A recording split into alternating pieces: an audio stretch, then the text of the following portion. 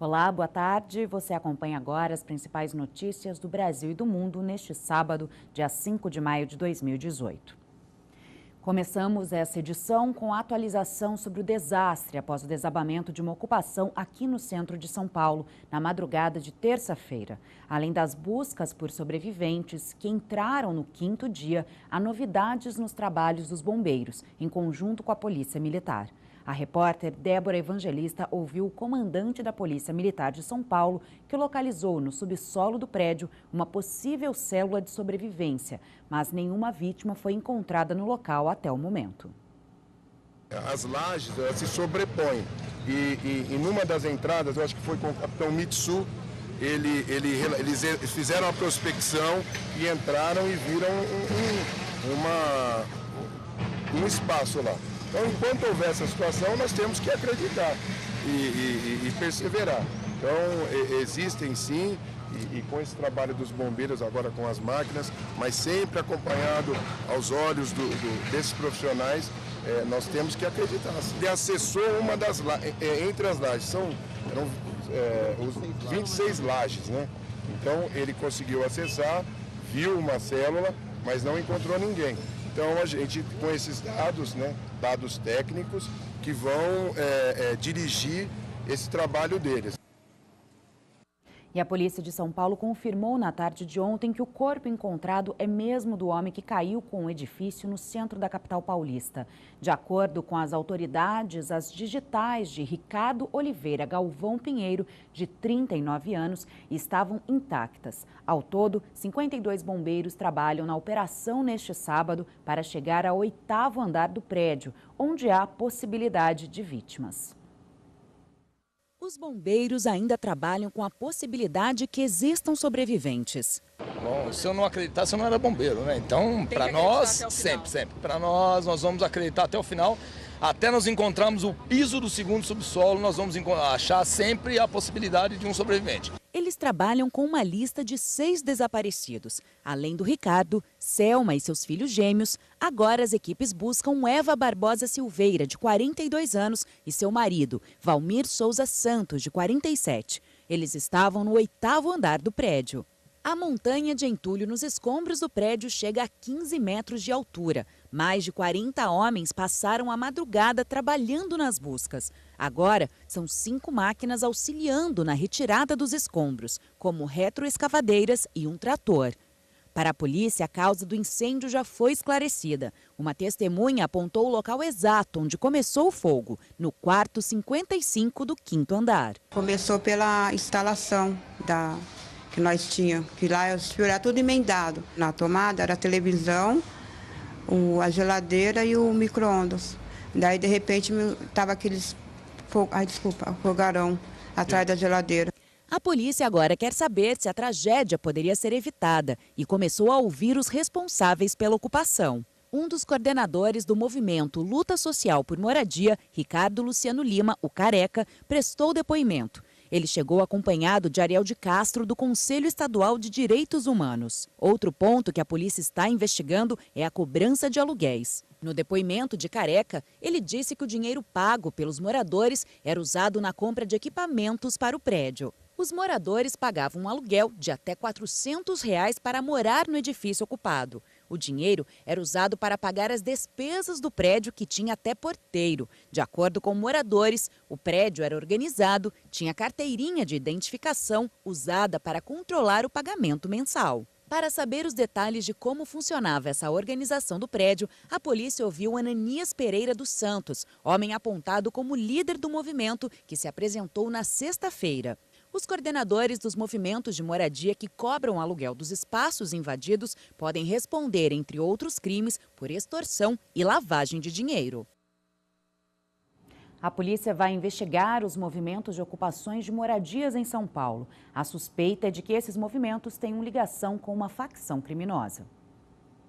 Os investigadores dizem ter indícios de que o primeiro comando da capital está usando algumas ocupações para esconder drogas, traficantes e armas.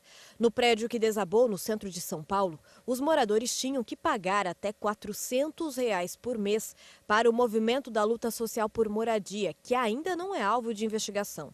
A polícia vê semelhanças entre esse movimento e o antigo Movimento Sem Teto de São Paulo, que servia de fachada para o PCC e que lucrava mais de R$60 mil por mês com o aluguel cobrado dos ocupantes das moradias. Segundo a Prefeitura de São Paulo, em toda a cidade, são 206 ocupações, em que vivem 46 mil famílias. Só na região central, 70 imóveis estão ocupados. Mais uma vez, moradores da Rocinha, em São Conrado, zona sul do Rio, acordaram ao som de tiros na manhã deste sábado. Imagens divulgadas nas redes sociais revelam uma intensa troca de tiros. Em nota, o Batalhão de Choque informou que está em patrulhamento na comunidade, como vem fazendo desde setembro do ano passado, e que um grupo foi atacado por criminosos e revidou. Até o momento, não há informações de feridos nem apreensões. A Delegacia de Homicídios do Rio de Janeiro investiga ordens de criminosos para matar policiais. O presidente Michel Temer falou nesta sexta-feira sobre a intervenção no estado e destacou que o trabalho do governo federal começou a dar resultado. Michel Temer falou sobre a intervenção durante um fórum de negócio em São Paulo. Claro que o resultado não é de um dia para o outro. Eu fui secretário da Segurança Pública 2 vezes aqui em São Paulo, vocês se lembram. E para dar resultado leva 6, 7, 8 meses, às vezes um ano. Não é? Então, mas começou a dar resultados. Primeiro, a sensação de segurança. Né? Em vários morros, lá, por exemplo, só dou exemplo de Vila Kennedy, né? Onde os policiais, porque não são apenas os militares, é Polícia Civil, Polícia Militar, as Forças Armadas, né? Cuidaram de pacificar um pouco aquela região. E interessante, as organizações criminosas, em certos morros, eles colocavam vigas de concreto para impedir passagem, porque é a cobrança de tudo. Né? Cobrança, o sujeito tem uma casinha, tem uma atividade qualquer, o sujeito da milícia ou da organização vai lá e diz, não, você tem que dar R$400 por mês, senão nós destruímos isso daqui. Não é? Veja o país em que nós vivemos. As pessoas cobrarem de uma coisa que o sujeito está fazendo lá para sobreviver. Mesmo com a intervenção, o Estado ainda vive uma onda de violência. Traficantes e milicianos têm retomado o controle de áreas que estavam pacificadas. Mais de 3.000 tiroteios já foram registrados nos 4 primeiros meses de 2018, uma média de 24 confrontos por dia. Uma ação policial fechou a Avenida Brasil, uma das vias mais importantes da cidade. As pessoas precisaram sair dos veículos para buscar abrigo. Uma dificuldade na administração da segurança pública, porque a presença das forças federais não significava presença na condução administrativa da segurança pública. E até num dado momento eu disse, olha, eu vou fazer uma intervenção segmentada. A Delegacia de Homicídios do Rio também investiga a morte de policiais. Já são 42 agentes mortos apenas neste ano. A ordem para os assassinatos teria partido de dentro de presídios. O ministro do STF, Marco Aurélio Mello, determinou a ampliação da quebra do sigilo fiscal do senador Aécio Neves, da irmã dele e de empresas investigadas no inquérito aberto em razão da delação premiada da JF. O magistrado tinha solicitado as informações no período de 1º de janeiro de 2014 a 18 de maio de 2017. Mas como a Receita não entrega dados parciais, o ministro pediu o relatório de todo o ano passado. Segundo a denúncia da Procuradoria-Geral da República, Aécio teria recebido propina de R$2 milhões de Joesley Batista, um dos donos da empresa JBS. A quantia teria sido solicitada por Andréa Neves, irmã dele, com o objetivo de pagar um advogado do senador. Mas, para a PGR, o dinheiro era uma contrapartida por supostos favores prestados pelo parlamentar ao grupo JIF, controlador da JBS. Frederico Pacheco, primo de Aécio, e Menderson Souza, ex-assessor do parlamentar, também foram acusados de terem intermediado o recebimento dos valores em 4 parcelas de R$500 mil em espécie. Marco Aurélio Mello já tinha solicitado em dezembro do ano passado a quebra do sigilo fiscal dos 4 investigados. Na ocasião, as defesas negaram participação deles em irregularidades. No mês passado, na mesma investigação, a primeira turma do STF aceitou a denúncia contra o senador e o tornou réu por suposta prática de corrupção passiva e obstrução de justiça. Depois de conseguir a autorização da Polícia Federal, o ex-presidente Lula pôde receber amigos do PT na prisão. As primeiras visitas foram da presidente do partido, a senadora Gleisi Hoffmann, e do ex-governador Jacques Wagner. Depois da visita, Gleisi contou que Lula quis conversar sobre a situação econômica do país e que pediu a ela para anotar alguns dados para levar ao povo. A senadora disse que o petista está estudando, lendo e fazendo análises do que realizou como presidente. Segundo a parlamentar, Lula afirmou que estava desconjurado com a situação da economia do país e queria ser candidato para tentar reverter o quadro de destruição do Brasil. Gleisi também falou que ele diz que fica pensando no Brasil o tempo todo. Continua determinado a enfrentar isso tudo para poder trazer soluções para o Brasil. Isso é muito bom para nós e muito estimulante. O petista também pediu para que Gleisi manifestasse solidariedade às famílias que moravam no edifício que desabou no centro de São Paulo. Lula teria solicitado uma avaliação das políticas habitacionais do PT e uma reunião de especialistas para discutir o tema. Jacques Wagner também conversou com Lula e afirmou que o ex-presidente é um homem muito forte e que vai enfrentar essa prisão pelo povo. O ex-ministro disse que o PT não tem plano A e nem B em relação à corrida presidencial e que vai com Lula até o fim da linha. Jacques Wagner é apontado como uma das alternativas do partido para a disputa da presidência da República. Na última terça-feira, ele até admitiu que a sigla pode aceitar ser vice de Ciro Gomes, mas afirmou agora que busca provar a inocência de Lula e que as possibilidades de candidatura do PT devem ser discutidas depois. Nós do PT não temos plano nem A, nem B, nem C, nem X, nem Y, nem Z. Nosso plano é LL, Lula livre, Lula candidato, Lula presidente. As visitas dos políticos foram possíveis depois que um acordo foi firmado entre a Polícia Federal, a família e a defesa do ex-presidente Lula. O trato é para que duas famílias, além dos familiares, possam visitá-lo separadamente durante 1 hora nas tardes de quinta-feira. A lista com os futuros visitantes deve ser encaminhada pela defesa às autoridades policiais. Um estudo inédito realizado no Brasil confirmou que a obesidade e o excesso de peso estão associados ao aumento do risco de 14 tipos de câncer. O risco é maior para vários, como câncer de mama em mulheres e o de próstata em homens.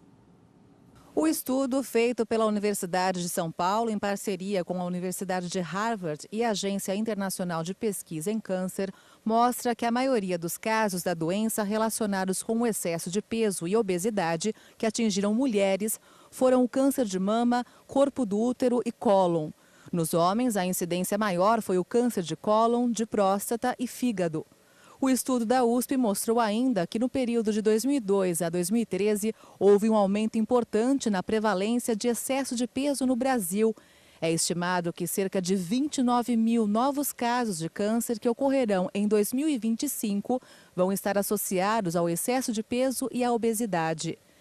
Devido ao envelhecimento populacional, existe uma previsão de que o número de novos casos de câncer passe de 430 mil em 2012 para 640 mil em 2025.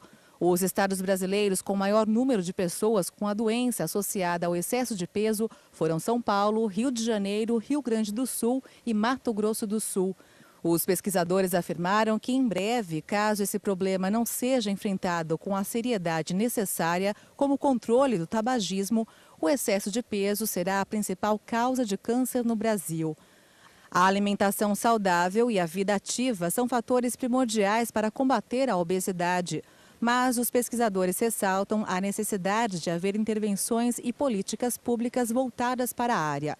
Em relação à atividade física, afirmam que é necessário se investir em ações como construções de ciclovias, calçadas largas e parques, de forma a estimular a população a praticarem atividades físicas, substituindo o transporte individual motorizado por deslocamentos a pé ou de bicicleta. E veja a seguir, Donald Trump assegurou que a data do esperado encontro com o líder norte-coreano Kim Jong-un já foram acertadas e serão anunciadas em breve.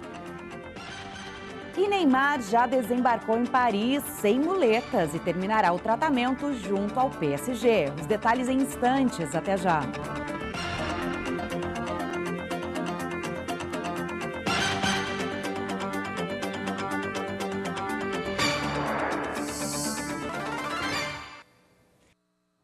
O presidente dos Estados Unidos, Donald Trump, assegurou que a data e o local do esperado encontro com o líder norte-coreano, Kim Jong-un, já foram acertadas e vão ser anunciadas em breve. O suspense sobre a data e o local do encontro entre o presidente dos Estados Unidos, Donald Trump, e o líder norte-coreano, Kim Jong-un, não acabou. Mas nesta sexta-feira, Trump confirmou que tudo já estava acertado antes de deixar a Casa Branca para uma visita ao Texas. A viagem já foi marcada. Nós temos agora uma data e um local para o encontro que vão ser anunciadas em breve. Trump surpreendeu em março ao anunciar que havia aceitado uma proposta de Kim para uma cúpula bilateral. A reunião teria como objetivo colocar um ponto final na escalada da tensão nuclear entre os dois países. Como resultado da aproximação, Kim também teve um encontro histórico com o presidente da Coreia do Sul, Moon Jae-in, na zona desmilitarizada que divide a Península Coreana. O Partido Conservador da primeira-ministra britânica, Theresa May, apresentou resultados melhores do que o previsto nas eleições locais na Inglaterra, de acordo com os primeiros dados disponíveis. Destinadas a renovar as autoridades locais, essas eleições são tradicionalmente complicadas para o partido no poder. São as primeiras desde as legislativas de junho de 2017, que custaram para Theresa May a maioria absoluta no parlamento. Elas também foram marcadas pela ascensão do Partido Trabalhista, de Jeremy Corbyn, a primeira formação de oposição. De acordo com os resultados disponíveis, com 2/3 dos votos apurados, os Tories obtiveram 811 assentos nos conselhos locais, em comparação com os 1.300 dos trabalhistas de Corbyn. Sobretudo, os conservadores parecem ter conseguido preservar suas fortalezas históricas em Londres, que em 2016 votou contra o Brexit, elegeu um prefeito trabalhista e parecia mais inclinado a se curvar aos trabalhistas. Neymar desembarcou em Paris já sem as muletas que o acompanharam nas últimas semanas. Ele estava no Brasil se recuperando da cirurgia no pé direito realizada no início de março e agora vai terminar o tratamento na França. A estrela do Paris Saint-Germain e da seleção brasileira aterrissou em um avião privado no aeroporto de Le Bourget, na capital francesa. Neymar vai acompanhar a final da temporada de sua equipe. A fase final do processo de recuperação do jogador em Paris tem forte peso simbólico para o PSG.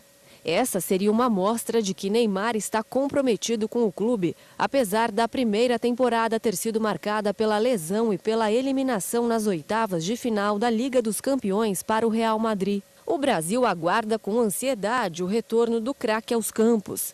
Para isso, ele precisa se recuperar da lesão que sofreu no dia 25 de fevereiro na partida contra o Marsella e voltar aos gramados rapidamente. Neymar é uma das grandes esperanças para ajudar a seleção brasileira a conquistar o hexacampeonato da Copa do Mundo. O torneio vai ser disputado entre os dias 14 de junho e 15 de julho.